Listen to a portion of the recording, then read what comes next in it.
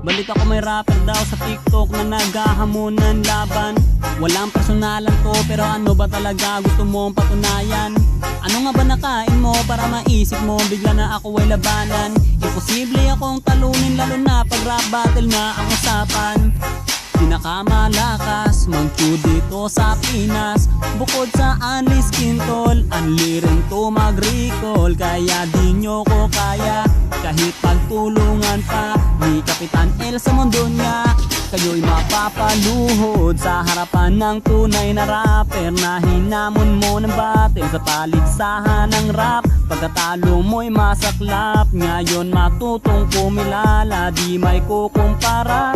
Sarap mong parang misa, ganto mag-rap ang Pinoy. Oy, oy, oy, oy,